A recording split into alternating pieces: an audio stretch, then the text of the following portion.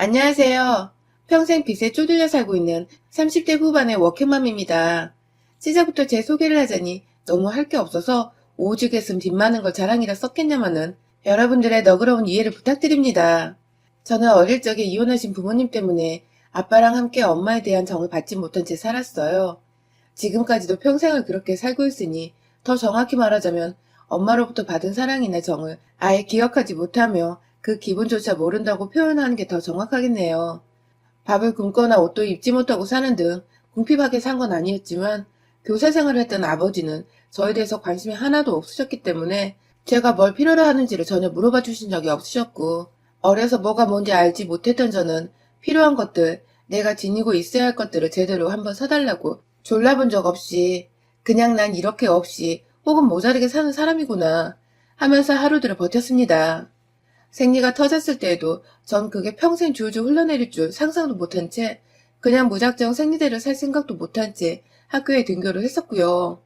자녀를 학교에 바래다 주던 어느 고마우신 학부모분의 도움을 받고서 등굣길에 주변 마트에서 생리대도 공짜로 받고 급하게 선생님께 양해를 구하고 집으로 돌아가 옷을 갈아입을 수 있었어요. 전 아직도 그날 내가 다른 사람으로부터 도움을 받지 못했더라면 학교에 가서 얼마나 많은 남자애들 그리고 여자애들한테까지 놀림을 받았을까 싶어서 아찔하답니다.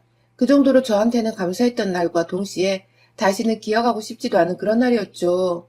학교 다니는 내내 아빠로부터의 제대로 된 보호나 보살핌 받지 못한 채 그저 독립적으로 사는 게 인생이란 걸 일찍 깨닫고 살았고 대학을 들어갈 때 입학금 말고도 도움을 주려 하질 않으시니 저 혼자 알바도 하고 장학금을 받아가면서 대학을 겨우 졸업했습니다. 누가 보면 제가 정말 불우한 가정에서 나고 자란 애인 것 마냥 학교에서 선생을 하면 정년도 보장되어 있고 대학 등록금 정도는 대줄 만한 돈도 벌고 있는 아빠가 있음에도 전 완전히 고아나 다름이 없었어요. 뭐 그마저도 너무 익숙해진 터라 이제는 더 이상 불만이 있지도 않고요. 진작에 대학 졸업하면서 아버지와는 완전히 연을 끊어버렸거든요. 하고 싶은 게 딱히 없었고 오로지 돈만 많이 벌어서 풍족하게 살고 싶었습니다.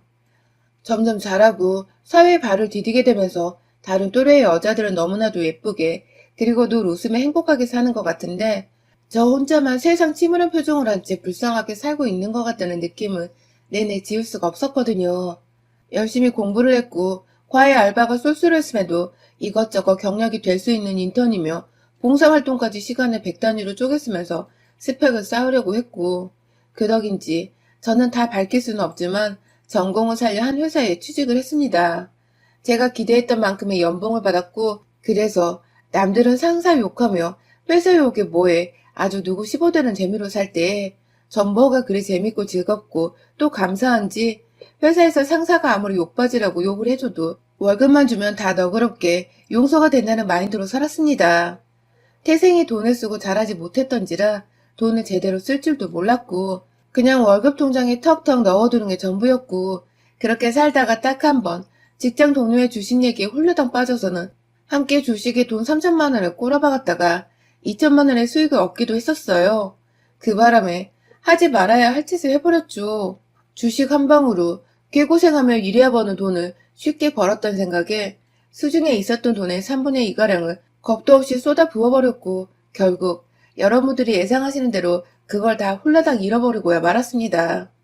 몇 년간 돈 모으는 재미로 살았었는데 그 돈 한번 제대로 써보지도 못한 채 다 날려버리고는 30이 넘어서 다시금 통장 잔액 0부터 인생을 시작해야 했어요. 내 인생에서 돈을 이렇게 잡힐 듯 하다가 떠나가는 무용지물의 것이구나를 절실히 깨달으며 그때부터 본격적인 제 인생의 이막이 시작되었습니다.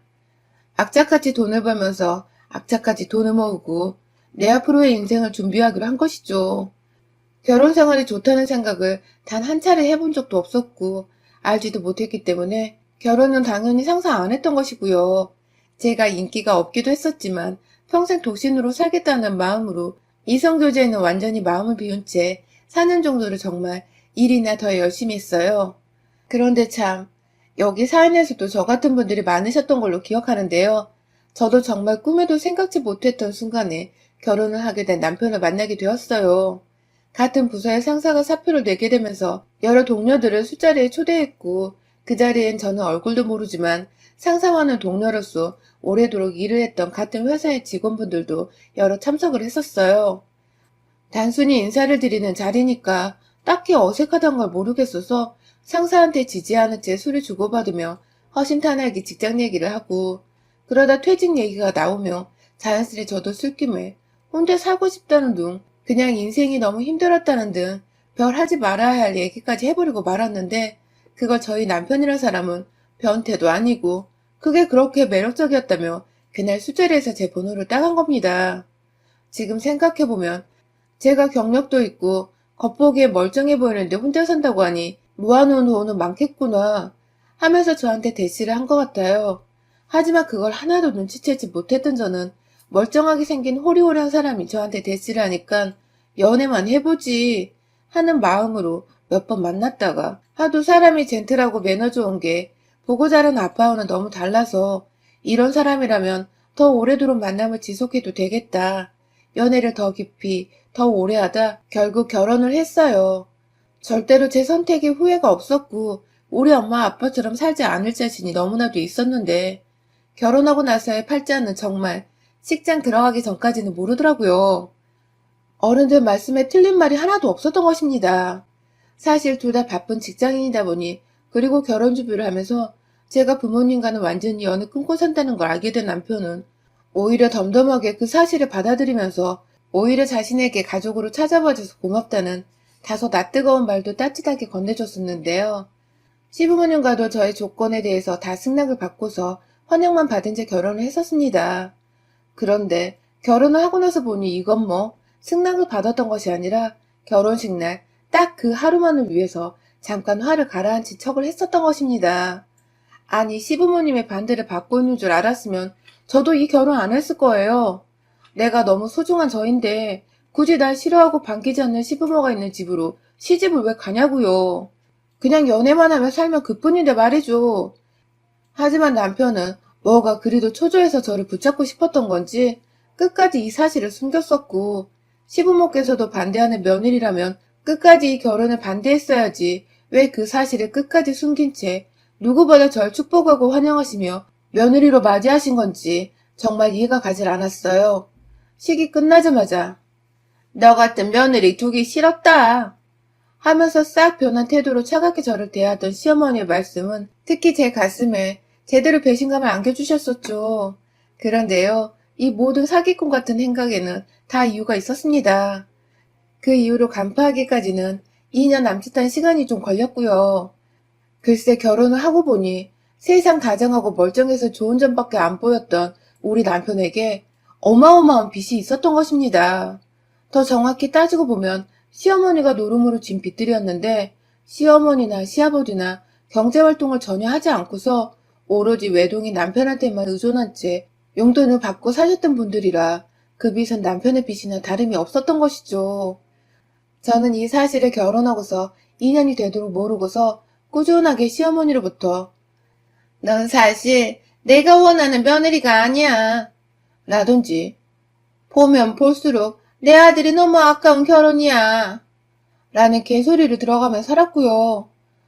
하다하다 결혼하고서 처음 맞이했던 시어머니 생신 때는 어머님이 전화 안 왔으면 좋겠다고 대놓고 전화를 하셔서는 이해해 줄 수 있지?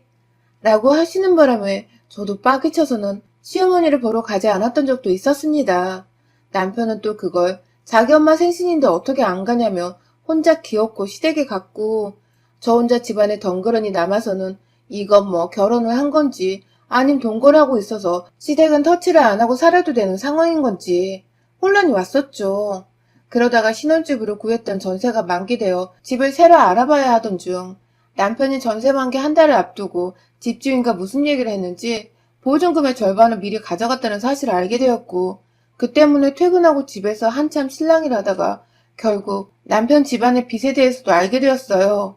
아무리 그래도 그 전세 보증금의 반 이상은 다 제 돈이었는데 그마저도 청약에 당첨된 집이 있는데 아직 입주 기간이 아니라 임시로 살 전셋집을 구해야 된다고 해서 제가 일부러 나서서 전셋집을 구했던 건데 엄연히 제 돈인데 그걸 멋대로 가져가서는 자기 집안 빚을 갚는데 보태다니 이게 사기가 아니면 도대체 뭐가 사기냐고요. 정말 배신감이 이루 말할 수 없는 순간이었습니다. 그리고 또 분명히 자기가 진 빚을 남편이 제 돈을 통해서 갚아낸 것을 알고 있었을 텐데도 꾸준히 저를 싫어하고 탐탁치 않아 하면서 쓴소리 막말을 구분하지 못하고 뱉어냈던 시어머니에 대한 분노가 동시에 치솟아 올랐습니다. 무슨 자신감으로 그렇게 꾸준히 저를 싫어하셨나 싶어서 확 울분이 터지더라고요.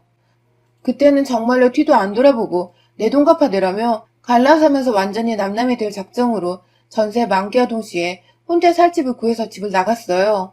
혼자 변호사 사무실을 찾아가 소송 준비도 했고요. 그런데 이 무슨 운명의 장난인지 제가 얼마 지나지 않아 임신한 사실을 알게 되었어요.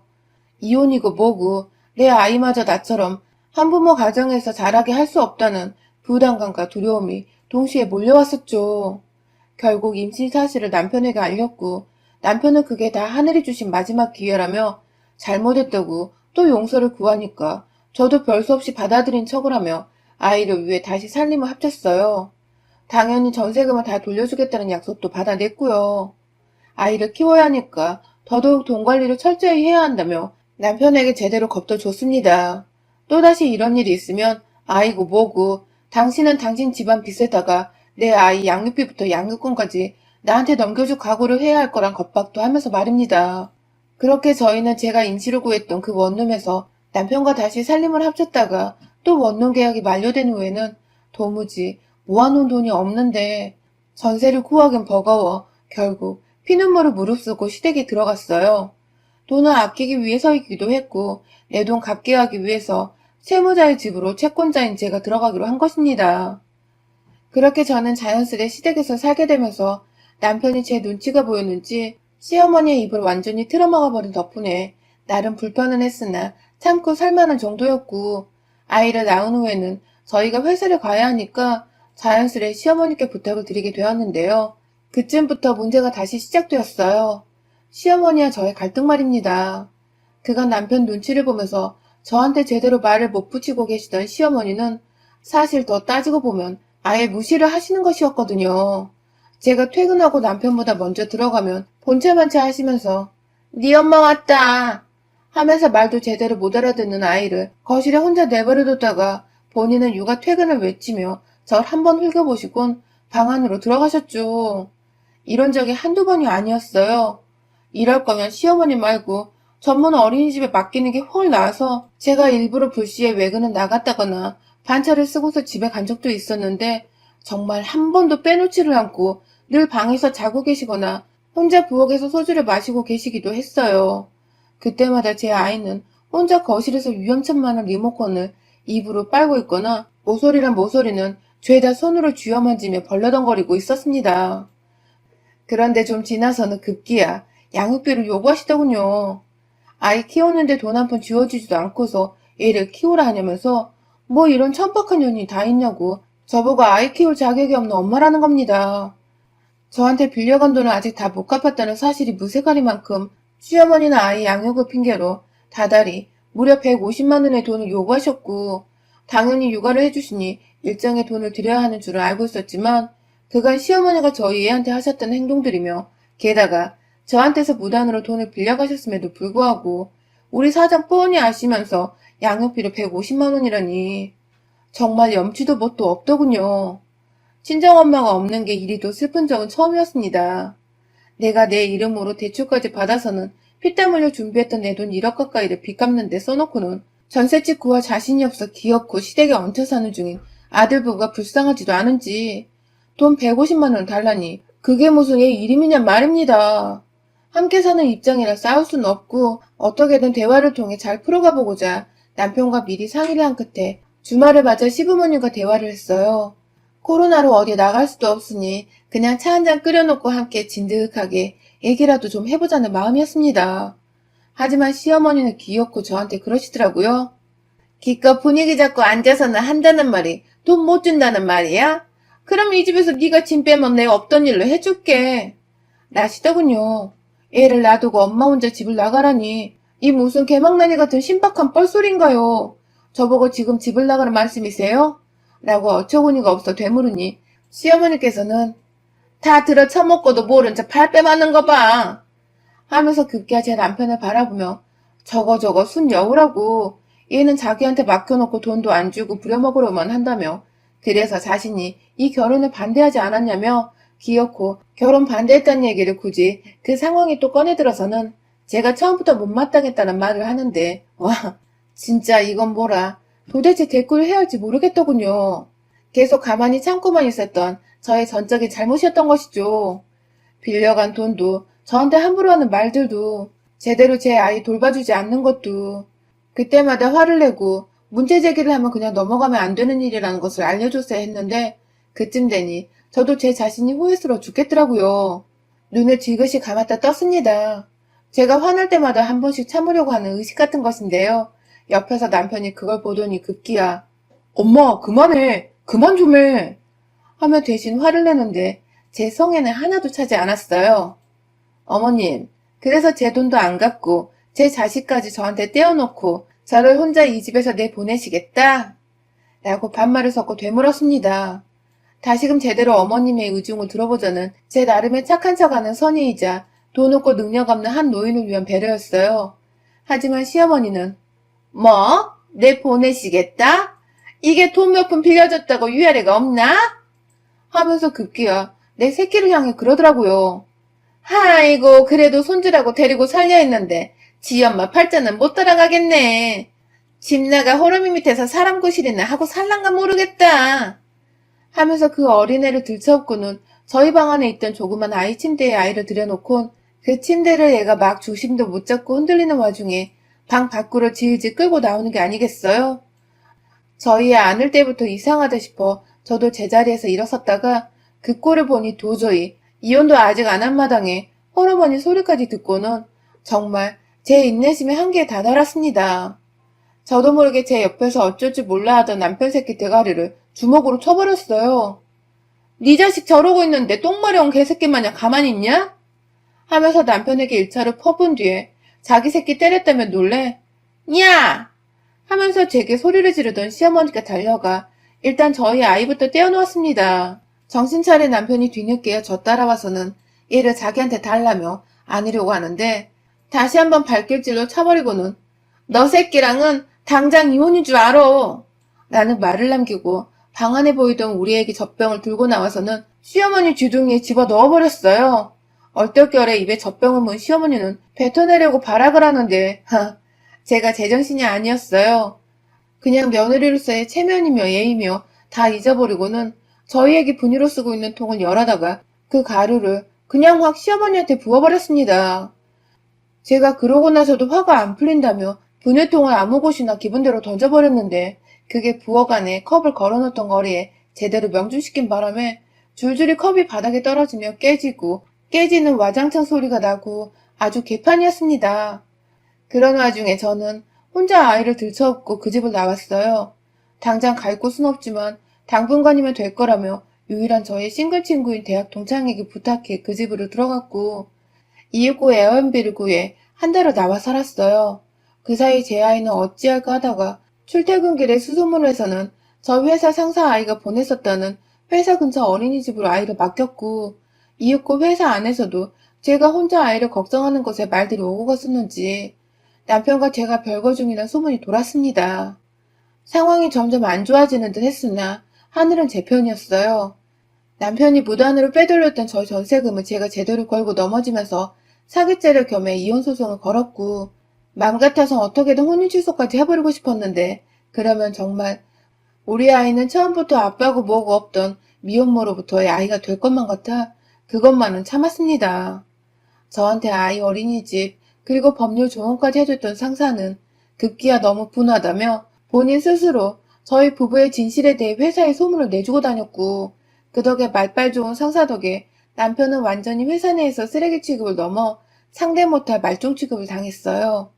본인은 저한테 소송 걸리고 제가 남편뿐만 아니라 시어머니를 향해서도 혼인 파탄의 책임을 물어 위자료 소송을 걸어버린 바람에 줄줄이 소송 해결의 위자료 그리고 앞으로의 양육비 지급과 제 전세금을 갚아내려 돈이 필요했을 텐데 직장은 다녀야 하니 얼굴에 철판을 깔고 출퇴근을 하는데 지난번에 보니 유부남 유부녀 동료들 사이에서도 밥도 혼자 먹고 완전히 아싸가 되어서는 지내고 있더라고요. 그래도 사내 왕따로 고소당할까봐 일감은 조금씩 주면서 공적인 관계만 맺고 있고 말이죠. 지 아들이 딱 죽기 직전의 상태로 돈을 벌고 있는 걸 눈치챘는지 딴엔 엄마라고 저희 회사까지 찾아와 제 앞에서 울고 불고 무릎 꿇고 잘못했다고 사과를 하러 온 시어머니. 사람들 앞에서 창피하지도 않으신지 자신이 너무 실수를 한 것 같다며 자기 아들이 돈을 벌어야 하는데 그걸 죽지 못해 하고 있다며 저를 너무 그리워한다고 막 제 발을 붙잡고 팔에 매달리고 정말 눈 뜨고 못 볼 정도로 사람이 한순간에 딱해졌더군요. 그러나 전 그런 시어머니의 모습에 더욱 희열과 쾌감을 느꼈습니다. 제가 싸가지 없다고 하셔도 상관없어요. 시어머니는 제게 그런 일을 당할 만큼의 죄를 저질렀고 지금 그 죄값을 하나씩 받아가고 있는 중이신 거니까요. 인생은 다 돌고 도는 법이거늘 사람한테 잘못하고 죄 짓고 살면 얼마나 말년이 고통스러운지를 피부로 다 느껴보시도록 제가 끝까지 도와드리고 지켜볼 겁니다. 여러분의 생각은 댓글로 남겨주세요. 오늘도 시청해주셔서 정말 감사합니다.